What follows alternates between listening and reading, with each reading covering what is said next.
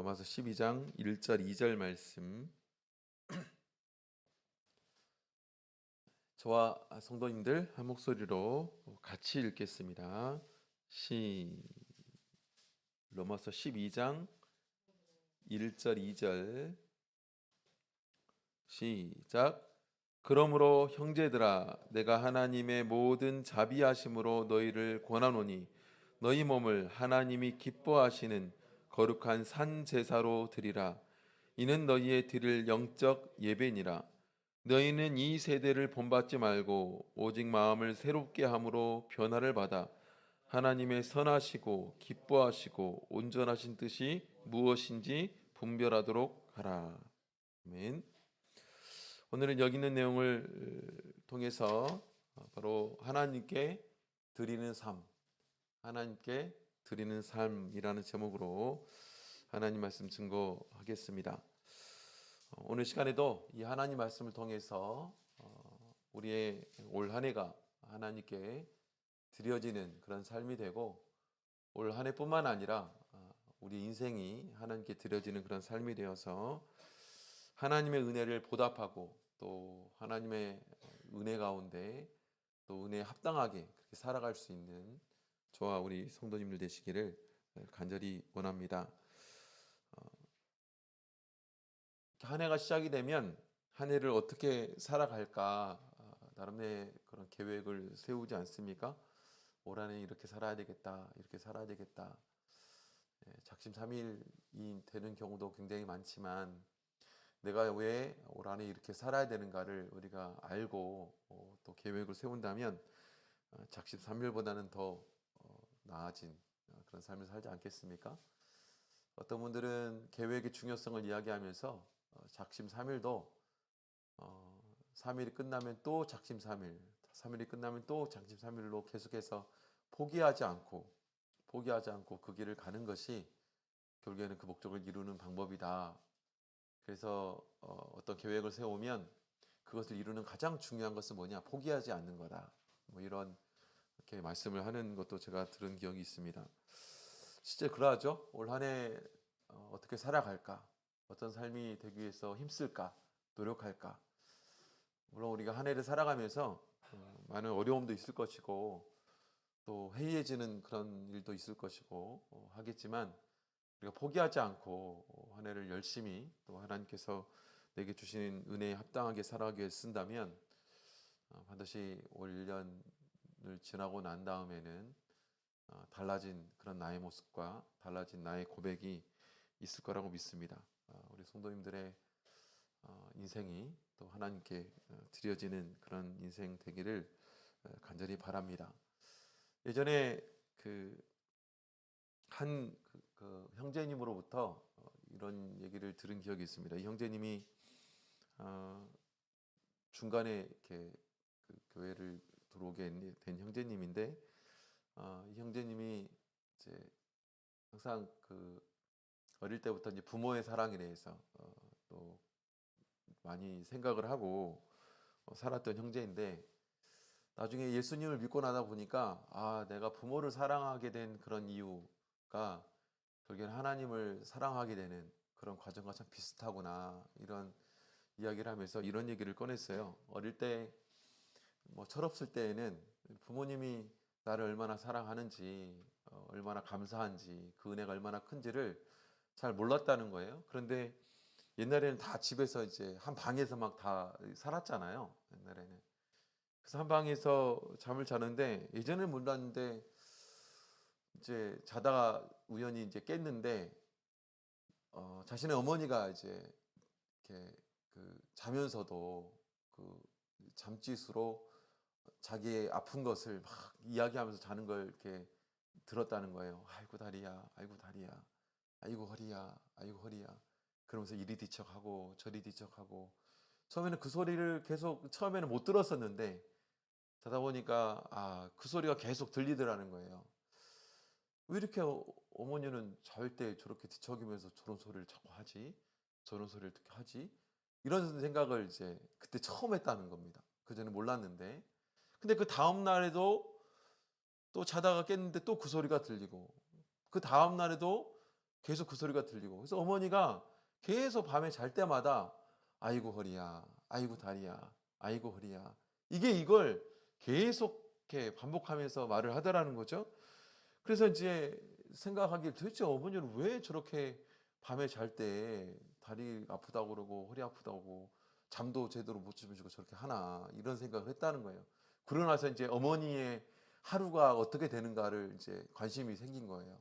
도대체 왜 이렇게 다리가 아프신 거지? 왜 이렇게 허리가 아프신 거지?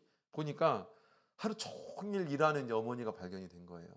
아침부터 일어나 가지고 밤까지 계속해서 그 몸을 써가면서 일하는 모습을 그때는 몰랐는데, 그러면서부터 어머니가 왜 저러지 하면서부터 어머니가 하루 종일 일하는, 하루 종일 허리를 쓰고 하루 종일 다리를 쓰고 하는 것이 이제 눈에 보이기 시작하더라는 거죠.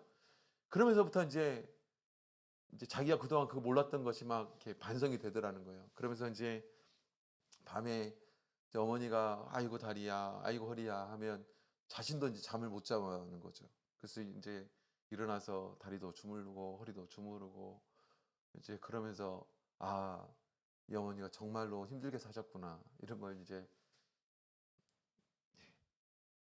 그렇죠. 사실 제 얘기인데요.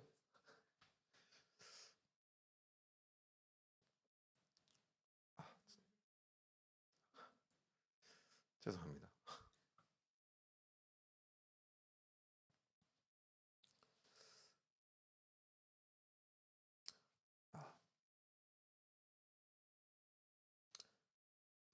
아, 죄송합니다.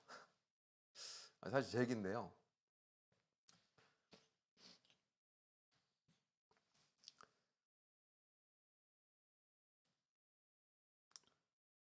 이제 그러면서 알았던 것 같아요. 아, 부모라는 존재가 참 대단하다. 이제 참 대단하다. 이런 생각을 이제 했는데요. 이게 신앙에서도 그렇더라고요. 신앙에서도 처음에는 이제 신앙생활 하면서 도대체 하나님이 누군가 뭐 이런 것도 잘 이제 모르고 살아가죠. 네, 도대체 하나님 누구신가. 그런데 하나님에 대해서 관심을 가지게 된 것이 이제 하나님이 나를 위해서 무엇을 하셨는가가 이제 보여질 때, 예, 보여질 때. 그래서 부모의 사랑도 그렇죠. 그 자기가 철이 들고 부모가 되어 볼 때 더더욱 그러하지만, 그 부모가 나를 위해서 희생하는 것이, 그걸 알았을 때, 그게 보여졌을 때, 그걸 깨달았을 때, 그때의 그 마음이, 아, 내가 정말 부모를 위해서 이렇게 살아야 되겠구나, 이렇게 하면 안 되겠구나, 뭔가 그런 돌이킴이 되지 않습니까? 사실 우리가 하나님의 사랑도 그러하죠. 하나님께서 내게 주신 은혜가 무엇인가를 깨달아질 때, 그걸 알 때 내가 어떤 삶을 살아가야 될까, 이제 이걸 고민하지 않습니까? 시편 116편 12절에 보면 이런 말씀이 있습니다. 여호와께서 내게 주신 모든 은혜를 무엇으로 보답할꼬? 여호와께서 내게 주신 모든 은혜를 무엇으로 보답할꼬? 이게 사실 하나님 앞에서 그리스도인들을 품는 그런 마땅한 마음이지 않습니까? 내가 하나님께서 내게 주신 은혜가 하나하나 그것을 기억해내고 깨달아질 때 나는 어떤 삶을 살아가야 될 것인가? 하나님께서 하나부터 열까지 때를 따라 돕는 은혜, 때에 따라서 모든 곳에서 나를 위해서 부어주신 그 하나님 은혜, 특히나 우리가 하나님의 은혜를 생각하는 은혜의 핵심은 바로 나를 위해서 죽어주신 예수 그리스도의 희생, 십자가 아니겠습니까? 이것을 제대로 깨달을 때 결국엔 그 예수님의 죽으심이라는 것이 무엇으로 인해서 내게 온 것인가, 도대체 왜 예수님이 죽으셨는가, 그걸 통해 내가 얻어진 것이 무엇인가, 내가 얻어진 나의 삶은 무엇인가, 그것이 은혜인데 그 은혜를 내가 아는 순간, 그러면 나는 어떻게 살아가야 될 것인가, 어떻게 이걸 보답하며 살지, 이런 생각을 하는 것이 우리가 그리스도인의 삶이지 않습니까? 하나님께 드리는 삶을 살아가야 되는 것이 하나님의 은혜가 있기 때문에 마땅함에도 불구하고 아직도 계속해서 내가 무엇인가를 받기 위해서만 관심을 가진다면 아직 철이 없는 거죠. 어, 밤새워서 그렇게 꽁꽁 앓는 부모의 음성이 아니라 왜 우리 엄마는 이것도 안 해주고 저것도 안 해주는가? 왜 우리 아빠는 이것도 안 해주고 저것도 안 해주는가? 왜 우리 부모님은 다른 부모와 다르게 이것에도 더 사주지도 않고 더 편하게 내게 안 해주는가를 그것만 생각하는, 이것도 더 줬으면 좋겠고 이것도 주었으면 좋겠고 저것도 주었으면 좋겠어. 그러면 사실 우리가 하나님의 은혜를 받은 입장에서 그런 하나님의 앞에서의 그런 모습이라면 참 철없는 자녀죠. 철없는 자녀. 네. 그게 어찌 보면 성숙하지 못한 우리의 모습이지 않겠습니까? 사도 바울은 오늘 본문에서 그 부분을 다시 한번 우리에게 사실 말씀해 주고 있습니다. 12장 1절에 보면 그러므로 형제들아 내가 하나님의 모든 자비하심으로 너희를 권하노니, 그러므로 형제들아 내가 하나님의 모든 자비하심으로 너희를 권하노니. 다 아시는 것처럼 로마서 말씀은 1장부터 11장 그리고 12장부터 16장의 말씀 두 부분으로 나뉘어져 우리에게 전해주고 있습니다. 1장부터 11장까지의 내용은 우리의 구원에 대해서 말씀해주고 있어요. 우리가 어떤 과정을 통해서 구원을 받았는가. 그래서 1장부터 3장에 해당되는 내용은 결국에 우리에게 은혜가 필요한 이유를 설명해주고 있습니다. 우리는 죄인이라는 것이고 우리가 아무리 노력해도 아무리 힘을 내도 결코 하나님께 구원받는 그 의의는 절대로 이루어질 수 없는 우리의 한계에 대해서 말씀해주고 있고, 4장 5장에 넘어가 보면 결국에 그것을 해결해 주신 것이 하나님의 은혜, 예수님의 십자가의 죽으심이라는 것이 우리에게 주어짐을 통해서 우리 노력과 우리 힘으로 될 수 없는 것을 오직 하나님의 은혜로만 우리에게 주어졌다. 그래서 4장 5장에서 소개해 주고 있습니다. 그리고 6장부터 쭉 기록해 주는 것이 그것이 구체적으로 우리에게 어떻게 이 실제적인 은혜로 돌아오게 되었는가. 그래서 6장에 보면 예수님의 세례도 기록되어 있고 8장에 가보면 성령도 기록됨을 통해서 우리가 완전한 죄사함, 예수님의 십자가의 죽으심을 통해서 완전한 죄사함과 영원한 하나님과의 동행이 어떤 과정을 통해서 이루어지는가에 대해서 로마서에서는 먼저 교리적으로 과정을 통해 설명해 주고 있죠. 그런 은혜를 우리가 받았다. 로마서, 즉 로마의 성도들 너희가 잘해서가 아니라, 너희가 똑똑해서가 아니라, 너희 믿음이 좋아서가 아니라 결국에는 하나님께서 너희에게 이런 은혜를 베풀어 주었어. 너희가 자녀라는 이유로 이런 은혜를 베풀어 주었어. 그러면 너희는 어떻게 살아야 되느냐. 그게 12장부터 기록되어 있는 내용, 실천편이죠. 그런 은혜를 아는 사람, 그런 은혜를 깨달은 사람, 그런 은혜를 가진 사람들이 도대체 어떻게 살아가야 되느냐. 그래서 이것을 아는 사람들은 바뀌는 겁니다. 바뀌는 거죠. 변화하는 겁니다. 내가 최소한 그 부모의 사랑을 알았으면 부모의 속은 썩이지 말아야 되겠다. 최소한 그 고마움을 내가 아니까 부모가 뭘 원하는지 내가 알고 그걸 최소한 내가 노력해서 갚는 삶을 살아야 되지 않겠는가. 이게 이제 부모의 사랑을 아는 사람들의 반응이잖아요.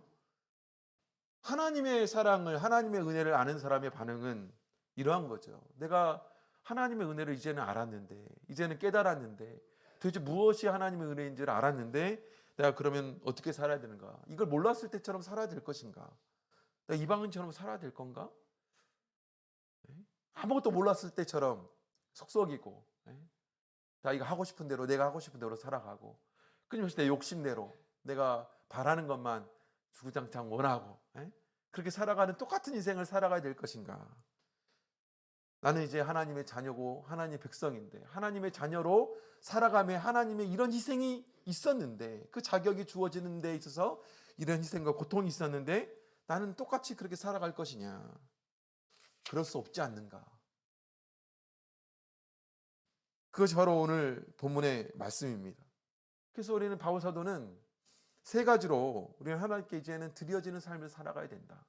그 은혜가 무엇인지를 안다면 이제는 하나님께 드리는 삶을 살아야 되지 않느냐. 첫 번째가 바로 우리의 몸을 하나님께 드려야 되고, 두 번째 우리의 마음을 하나님께 드려야 되고, 그리고 세 번째로 우리의 뜻을 하나님께 드려야 되지 않겠는가.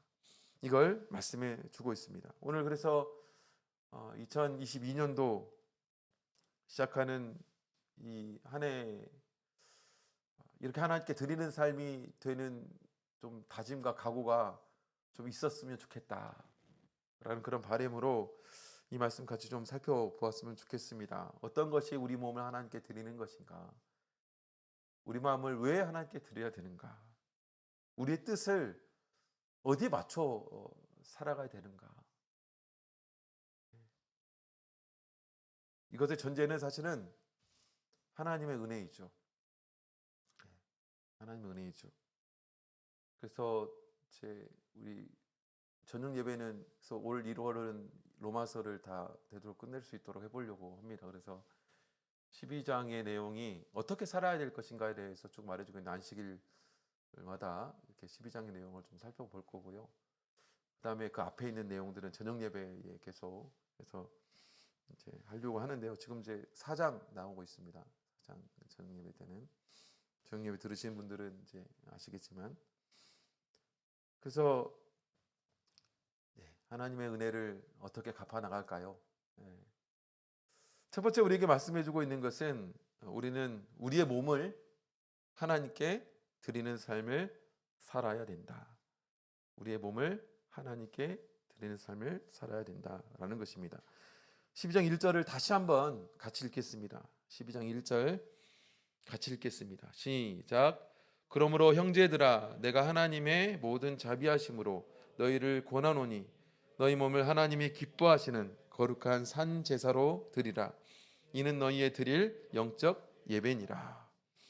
제사에 대해서 말씀해 주고 있습니다. 마치 구약에 있는 제사, 어떤 제물이 어떤 죄로 인해서 다 완전히 태워져서 하나님께 드려지는 것처럼 우리가 우리의 몸을 하나님께 드리는 그런 삶을 살아야 되지 않겠느냐, 이렇게 말씀해 주고 있는 것이죠. 구약의 성도들은 짐승을 잡아서 짐승을 죽임을 통해서 제사를 드렸습니다. 제물을 드렸죠. 하나님 이것도 기뻐하셨고 이것도 기뻐 받으셔서 이것이 기쁘셔서 죄도 사해 주시고 용서해 주시는 그런 하나님의 은혜를 베풀어 주었죠. 근데 이번에는 바울 사도가 뭐라 말하고 있냐면 구약에 있는 그 제물을 드리는 제사는 죽은 제사이고 이제 네가 진정한 구원을, 우리가 진정한 구원을 받은 그런 은혜를 입은 사람으로서 산제사를 드릴 줄 알아야 된다. 산제사라는 것은 그런 동물을 드리는 것이 아니라 우리의 몸, 내 몸을 통해서 하나님께 드리는 삶이 되어야 된다라는 것입니다. 어떤 가정이 있었습니다. 어떤 부부가 연로하신 부모님을 모시고 살았는데 하나님께서 기회를 주셔서 이 내외가 하나님을 믿게 되었고 우리가 이제 교회를 다니기로 다짐을 하게 된 거죠. 근데 이 연로하신 부모님에게 말을 못하고 있는 이제 상황이었다는 거죠. 그래서 이제 어렵게 부모님께 우리가 이제 신앙생활을 이제 해보려고 합니다라고 했더니 이제 이 부모님이 고민을 하고 이 자녀들을 불러놓고 이렇게 얘기를 하는 겁니다. 얘들아, 내가 얘기를 들어보니까 교회 다니는 사람들은 조상에게 제사를 드리지 않는다고 하더라. 그러니 너희들이 교회를 다닌다는 것은 곧 우리가 죽더라도 우리한테 제사밥 안 주겠다는 거 아니냐. 우리는 죽어서 굶기 싫다. 그러니까 우리 눈에 흙이 들어가기 전에는 너희들은 교회 가면 안 돼. 이제 이렇게 얘기를 한 거예요. 그러고 나서 이제 이 아들이 깜짝 놀란 거죠. 그래서 그렇게 말씀하시니까 뭐 신앙도 잘 모르고 하지. 그래서 이제 고민을 하고 있었지만 이제 몰래 이제 신앙생활을 하다가 신앙의 이 부부가 좀 이제 무르익었습니다. 그래서 어느 날 이 부부가 부모님께 대화를 청하고 무릎을 꿇고 이렇게 이제 얘기를 하기 시작했어요. 아버님이 말씀하시는 제사, 사실 그거는 죽은 제사입니다. 저희들이 그것보다 더 좋은 제사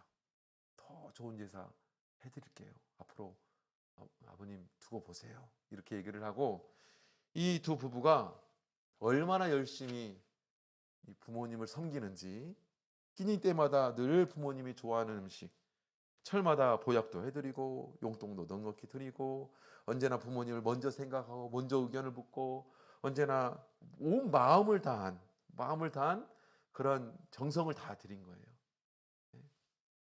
그래서 이제 몇 년의 시간이 지나고 이제 이 부모님이 이 아들 내외를 불러다 놓고, 야 그래 이제는 알겠다, 뭐 여러 과정이 있었지만, 야 산제사 죽은 제사 뭔지 내가 알겠다. 보니까 산제사가 죽은 제사보다 훨씬 낫다. 그래서 걱정하지 말고 이제 마음껏 교회 다녀라. 그리고 시간 봐서 우리도 너희 따라갈 테니까 너희 열심히 믿어라. 이렇게 허락해 줬다는 거예요. 그래서 나중에 이 부모님도 이제 이 두 부부가 전도를 했다라는 거죠. 무엇이 산제사인가? 무엇이 산제사인가? 사실 산제사라는 것은 우리의 삶을 드리는 겁니다. 우리의 몸을, 내가 몸에 가 있는 모든 것에 하나님께 드리는 것을 말해주고 있죠. 몸을 산제사로 드린다라는 것, 하나님이 기뻐하시는 그런 삶을 살아가는 것을 말해주고 있죠. 하나님께 드려지는 제물이 흠이 없게 하나님께 드려야 되는 것처럼 내 삶의 모든 곳에서 내가 내 몸에 흠이 없이 하나님께서 좋아하시고 기뻐하시고 또 원하시는 그런 삶을 살아가는 그 삶, 하나님이 싫어하시는 것을 골라하는 내가 아니라 하나님이 좋아하시는 그런 삶으로 살아가는 것, 내 몸에 가 있는 곳에 하나님이 좋아하는 것에 내 몸이 가 있고 또 내가 드리는 것을 하나님이 기뻐할 수 있도록 그런 삶으로 살아가는 것. 그래서 하나님이 기뻐하시는 것을 위해서 골라야 하는 것이죠. 하나님은 예배를 기뻐하시고 또 기도를 기뻐하신다면 내가 기도로 또 예배로, 혹은 하나님께서 내가 부르는 찬송을 기뻐하신다면 내 입을 열어서 하나님께 찬송하는 것, 내가 이웃을 사랑하는 것을 하나님이 기뻐하신다면 내가 다른 것보다 이웃을 사랑하는 것을 더욱더 귀하게 여기고 그것을 위해서 애쓰는 나의 삶을 하나님께 드리는 것. 그래서 내가 가는 모든 곳에 내가 하는 모든 것을 하나님이 기뻐하시는 것으로 목적을 삼고 그것을 위해서 내가 행동하고 내가 발걸음을 옮기고 내가 손을 움직이는 모든 것이 바로 우리의 산제사이고 우리의 몸을 드리는 것입니다. 그래서 구약의 가인과 아벨의 제사를 보면, 가인의 제물은 가인과 가인의 제물은 기뻐받지 않았고 아벨과 아벨의 제물은 기뻐받으셨다고 말해주고 있지 않습니까?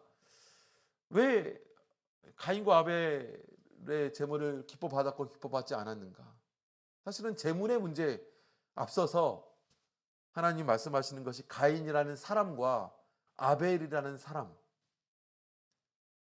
나라는 사람이 어떤 삶을 살았는가? 사실은 예배라는 것은 내 삶을 드리는 것입니다. 내 삶을 드리는 거예요. 저 지금 현장에 나와서 하나님께 이 말씀을 듣고 기도하고 찬송하는 이 순간도 정말로 중요한 것이지만 이것을 위한 내 가정에서의 삶이 어떠했는가? 내 직장에서의 삶은 어떠했는가? 내가 사람과의 관계에서 어떤 신앙인의 삶을 내가 살았는가? 그러게 이것이 바로 나이고 그런 내가 하나님 앞에 나오는 것, 그게 바로 우리의 몸을 하나님께 드리는 것이죠. 우리 몸을 하나님께 드리는 것이죠. 그래서 사실은 우리의 삶 자체가 예배의 연속인 것입니다. 우리 삶 자체가 예배의 연속인 것이죠. 그래서 단순하게 그냥 이 순간에 머무르는 것이 아니라 그 안에 있는 나라는 사람이 얼마만큼 하나님 앞에 드려지게 합당한 그런 나인가. 모쪼록 우리의 한 해의 삶이 좀 하나님께 드려지게 합당한 우리의 몸이 되었으면 좋겠습니다. 하나님께서 구약에 동물의 제사를 말씀하시고 그 동물의 제사를 원하셨던 이유는 단순히 동물 잡아서 받는 것을 원하는 것이 아니라 그 동물을 준비하는 우리의 마음이잖아요.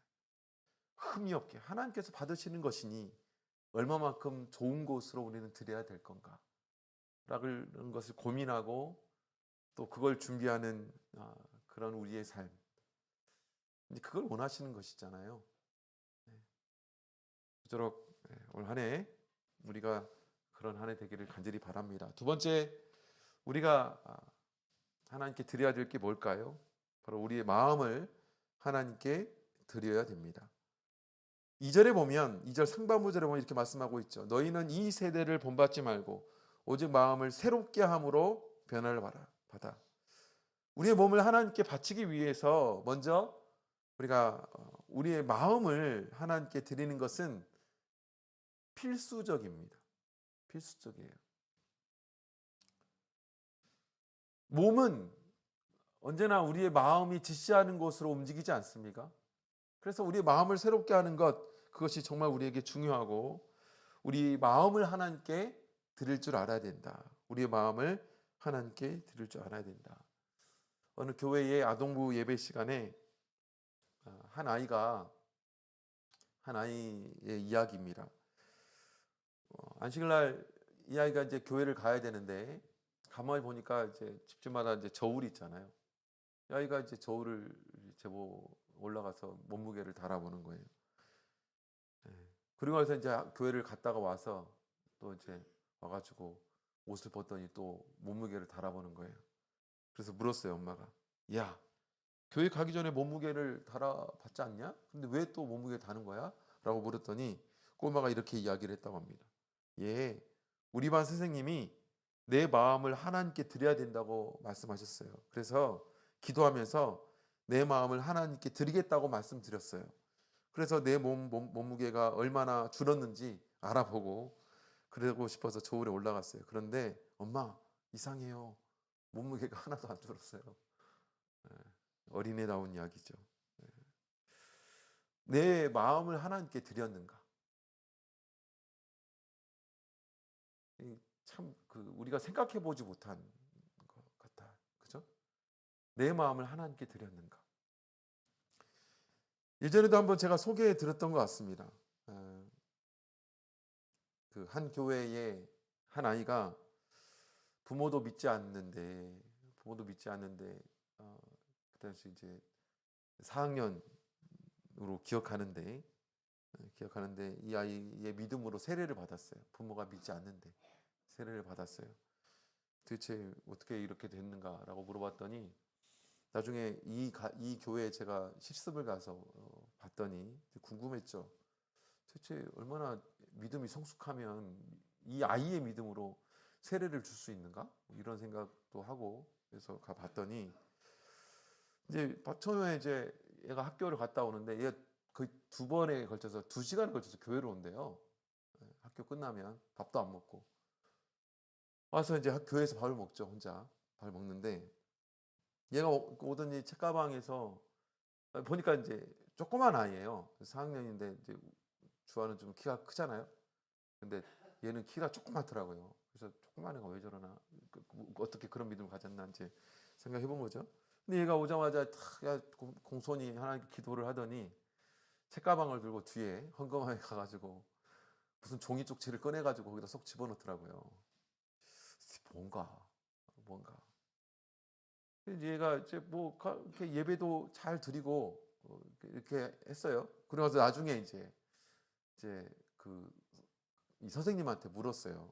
도대체 얘가 뭘 넣냐고 봤더니 꺼내서 보여주더라고요.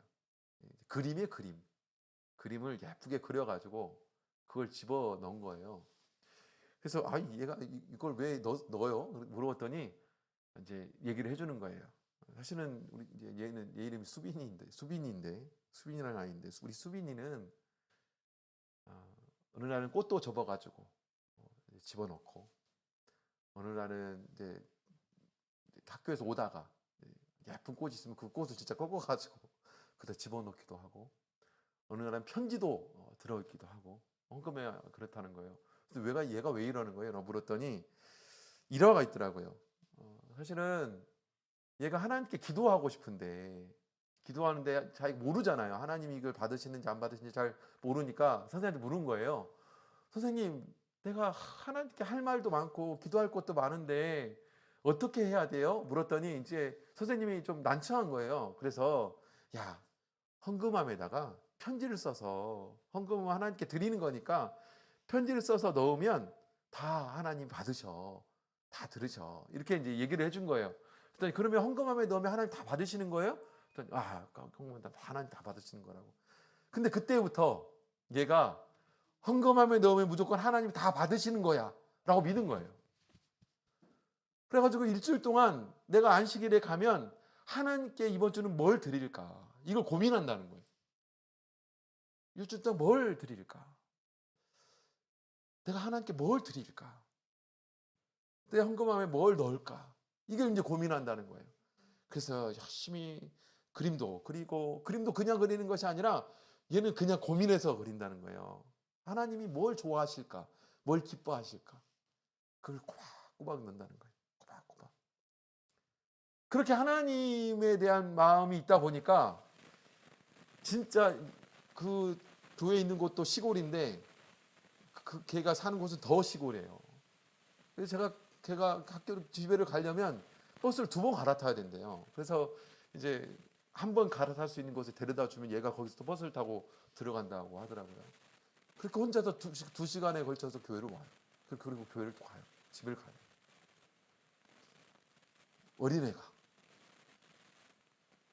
제가 이제 그걸 보면서 참 이게 마음이죠. 마음을 드린다는 게 이 아이가 뭐 그림을 그리고 또 종이 쪽지를 집어넣는다. 어쩌면 어른은 어린애가 뭐 그런 걸 궁금하게 집어넣냐고 나무랄 수도 있지만 사실은 어떤 거금보다도 귀한 마음이잖아요. 하나님은 금액의 문제가 아니지 않습니까? 금액의 문제가 아니잖아요. 그래서 우리 마음을 하나님께 드릴 줄 알아야 돼. 우리 마음을 하나님께 드릴 줄 알아야 되는데, 그럼 우리는 어떤 마음을 하나님께 드려야 되는가? 성경은 너희는 이 세대를 본받지 말라라고 말해주고 있습니다. 이 세대를 본받지 말라. 그리고 오직 마음을 새롭게 함으로 변화를 받아. 무슨 얘기입니까? 세상 사람들이 품은 마음, 세상 사람들과 똑같은 마음을 가지지 말고 하나님께 새로운 마음으로 하나님께 드리라는 겁니다. 세상 사람들과 똑같은 생각, 똑같은 마음, 그거 품지 말고, 그것을 하나님께 드리지 말고 우리는 하나님께서 우리에게 가르쳐 주시는 영원한 새로운 것을 드릴 줄 알아야 된다는 거예요. 세상에 수없이 많은 사람들이 땅의 것만 생각하고 어쩌면 썩어질 것, 덧없는 것, 일시적인 것만 추구하면서 살아가지만, 하나님을 믿는 사람들은 새로운 마음, 하나님께서 영원한 위의 것을 사모하는 그 마음을 가지라고 말씀해 주고 있습니다. 사실은 이 삶의 양식이죠. 삶의 양식. 우리가 세상 사람들하고 똑같은 삶의 양식, 그 가치관을 가지고 우리가 살아간다면 어찌 하나님께서 그걸 우리가 새로운 마음으로, 우리의 그 새로운 마음으로 인정하시고 그 마음을 받으실 수 있겠어요? 그래서 우리의 마음을 좀 새롭게 하셔야 됩니다. 땅의 것을 사모하는 사람들처럼 생각하는 그 생각, 그 마음이 아니라 우리의 결혼관, 우리의 교육관, 우리의 경제관, 우리의 윤리관, 이런 것들이 새로워져야 되죠. 이 세상 사람들과 같지 않는, 이 세대와 같지 않는, 이 세대를 뒷공문이 쫓아가면서, 어제 양심에 대해서 말씀을 드렸지만 양심만 계속 이러면 안 되는데, 이러면 안 되는데, 내가 이렇게 살면 안 되는데, 이런 걸 좋아하면 안 되는데, 양심만 자꾸 괴롭게만 생각을 하고 열심히 그냥 뒤에 앞에 가는 그 사람은 뒤에 쫓아가는 그런 이 옛사람, 그런 세대를 본받는 그런 삶이 아니라 우리는 새로운 마음, 새로운 마음을 가질 줄 알아야 됩니다. 새로운 가치관. 그게 우리가 가져야 되는 마음이라는 것이죠. 세상 사람들처럼 나에게 미움을 주고 아픔을 주고 고통을 주면 나도 똑같이 미움을 주고 아픔을 주고 고통을 주는 그런 마음이 아니라 하나님이 주시는 그런 새로운 마음. 그래서 우리의 몸도 참 중요합니다. 그런데 그 몸 안에 있는 우리 마음은 어떠냐? 어떤 마음을 품고 이 자리에 나오는가? 참 이게 중요하지 않습니까? 마지막 세 번째로는요, 바로 우리의 뜻을 하나님께 드릴 줄 알아야 됩니다. 우리의 뜻이 어디에 있는가? 우리의 뜻이 어디에 있는가? 하나님의 뜻에 맞추어져 있는가? 나에게 혹은 세상에 우리의 뜻이 맞춰져 있는가? 목적이죠. 목표예요. 마치 소원 같은. 누구에게나 다 뜻이 있습니다. 누구에게나 다 생각이 있고 또 목적이 있죠. 근데 본문의 내용을 보면 하나님의 은혜를 아는 사람들은 세상과 똑같은 그런 뜻과 목적을 가지고 살아가서는 안 된다고 말씀해 주고 있습니다.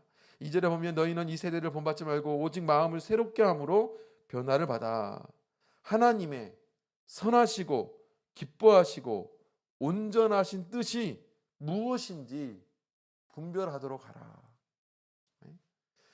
우리가 세상을 살아가면서 올 한 해를 계획하면서 여러 목적을 세울 수 있습니다. 올 한 해는 좀 우리 가족이 더욱더 건강했으면 좋겠다. 좋은 소원이죠. 올 한 해는 좀 우리 집이 좀 더 평화로웠으면 좋겠다. 좋은 목적이죠. 올 한 해는 내 직장에서 좀 더 내가 인정받는 사람이 되었으면 좋겠다. 우리 아이가 좀 더 성적이 좋았으면 좋겠다. 좀 더 좀 경제적으로 좀 나았으면 좋겠다. 여러 가지 소원을 우리가 품을 수 있겠습니다. 하지만 그 뜻이 하나님의 뜻과 합당한 뜻을 품고 있는가? 하나님께서는 우리에게 뜻을 품으라고 말씀해 주고 있죠. 우리가 잘 아는 말씀, 우리 빌립보서 말씀 찾아보겠습니다. 빌립보서 2장 13절 말씀이죠. 빌립보서 2장 13절 말씀.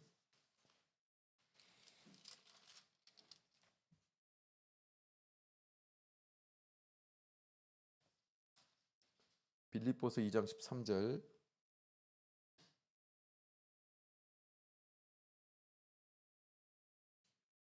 같이 읽겠습니다. 시작. 너희 안에서 행하시는 이는 하나님이시니 자기의 기쁘신 뜻을 위하여 너희로 소원을 두고 행하게 하시나니 너희 안에서 행하시는 이는 하나님이시니 자기의 기쁘신 뜻을 위하여 너희의 소원을 두고 행하신다. 하나님께서는 우리의 기도를 들어주시는 분이시고 우리와 함께 하심을 통해서 우리를 도와주셔 또 우리의 소원을 이루어 주시는 분이시죠. 근데 중요한 것은 하나님은 이미 준비되어 있는 소원을 이루는 그런 분으로 우리와 함께 해주십니다. 우리의 기도와 함께 해주시고 우리의 신앙과 함께 해주시고 우리의 인생과 함께 해주시죠. 그런데 하나님께서는 그 소원을 어떻게 이루어 주시는가? 중요한 것은 우리가 어떤 소원을 품고 있는가? 어떤 뜻을 품고 있는가?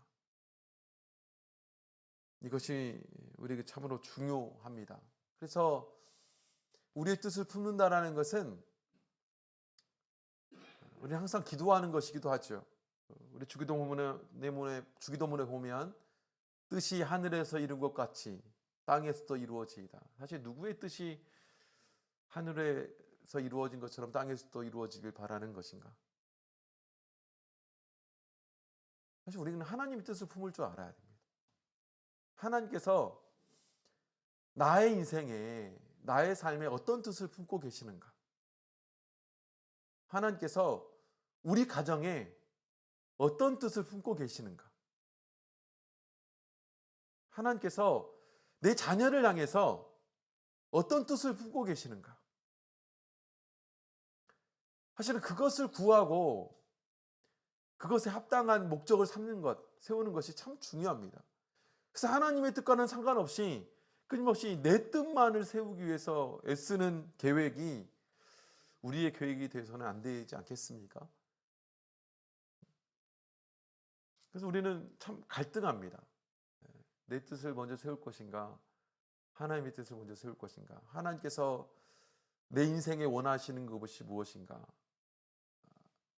아니면 내가 살고 싶은 내 인생이 무엇인가?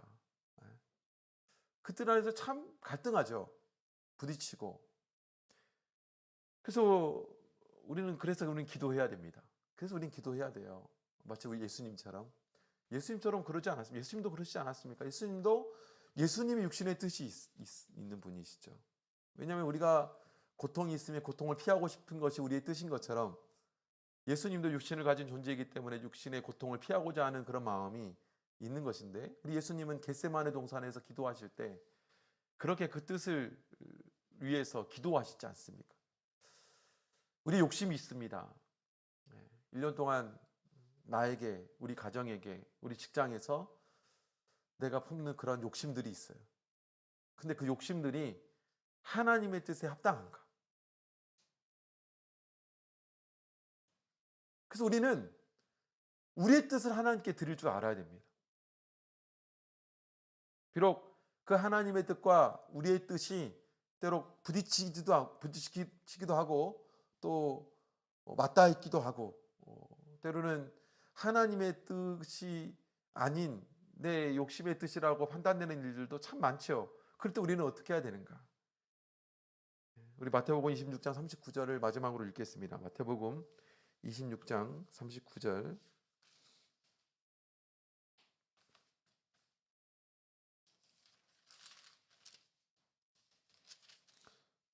마태복음 26장 39절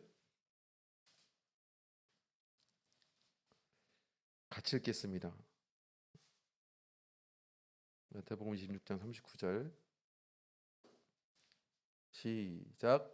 조금 나아가사 얼굴을 땅에 대시고 엎드려 기도하여 가라사대 내 아버지여, 만일 할만하시거든 이 잔을 내게서 지나가게 하옵소서. 그러나 나의 원대로 마옵시고 아버지의 원대로 하옵소서. 이게 우리의 기도가 돼야 되지 않겠습니까?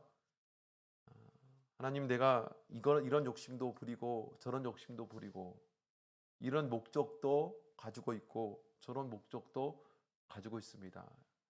이런 내 뜻을 가지고 있습니다. 하지만 하나님이 나를 향한 목적을 이루십시오. 하나님이 나를 향해 품으신 소원을 이루어 가시고 내 뜻이 아니라 하나님의 뜻이 이루어지기 하나님 기도하겠습니다.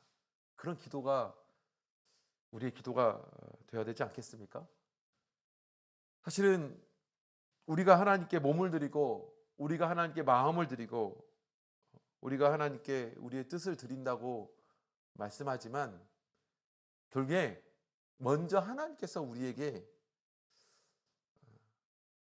아주 하나님의 몸을 우리에게 주셨고 온통 하나님 마음에는 우리가 들어앉아 있고 온통 하나님의 뜻 가운데는 우리가 구원받는데 그 뜻을 세우며 우리에게 역사하시고 계시다는 것을 잊지 않으시기 바랍니다. 마치 부모가 왜 그렇게 힘들게 살아가는가? 자녀가 아니라면 그렇게 살 필요가 없지 않습니까? 그죠? 우리가 이제 이런 다짐을 하고 한 해를 살아가도 참 이렇게 살지 못할 때가 많습니다. 근데 1년을 살아가면서 하나님의 역사하심에 많이 귀 기울이셨으면 좋겠습니다. 저도 그 하나님의 사랑을 깨달으면서 내가 정말 이렇게 살아가야 되겠다. 이런 드려지는 삶을 살아가야 되겠다. 하나님께서 나에게 다 주셨는데 내게 아끼는 것이 무엇인가? 이런 생각을 하고 이런 뜻을 품고 살아가다가도 어느 순간 잊어버리고 내 마음대로 살아가는 나의 모습을 발견할 때가 있습니다. 때로는 영은회 우리 학생 때는 영은회 또 많이 하고 또 교회 특별한 집회 또 때로는 하나님의 역사함으로 어떤 예배가 밤에 막 찔릴 때가 있어요. 그러면 이제 그때도 우는 거죠. 내가 진짜 이렇게 살면 안 되는데 하나님, 그렇게 내가 다짐한 게 엊그제인데 또 이렇게 살고 있습니다. 그럼 또 회개하셔야죠. 그럼 다시 돌이키고 이게 우리 아닐까 하는 생각을 해보게 됩니다. 1년 동안 좀 최소한 이런 다짐은 가지고 시작해야 되지 않겠어요? 하나님이 내게 주신 은혜가 얼마나 큰가. 이걸 우리가 인정한다면 올 1년 동안 내가 내 몸과 마음과 뜻을 다해서 하나님 사랑하고 또 드리는 삶을 살아가겠습니다. 또 중간중간 이것이 희석되어지고 희미해지고 또 잊어버려 나를 위한 삶을 살아가고 있는 나를 발견할 때 우리는 다시 돌이켜야 됩니다. 또 돌이켜서 다시 하나님께 나아가고 또 돌이켜서 다시 한번 나아가고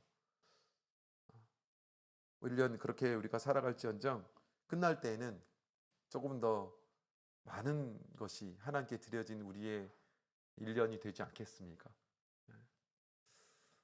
최소한 오늘을 더 올 1월은 좀 하나님께 내가 드려야 되겠다라고 좀 많이 좀 다짐하시고 굳건하게 좀 뜻을 세울 수 있는 그런 우리 우정부의 모든 성도님들의 1월 되기를 간절히 바랍니다. 기도하겠습니다. 오늘 들으신 말씀 생각하시면서 내가 어떻게 살아가야 될 것인가 다시 한번 기억하고 그 뜻을 하나님 앞에서 잘 세울 수 있도록 하나님께 맡기고 또 의지하는 그런 기도로 이 시간 같이 기도하도록 하겠습니다. 기도하겠습니다.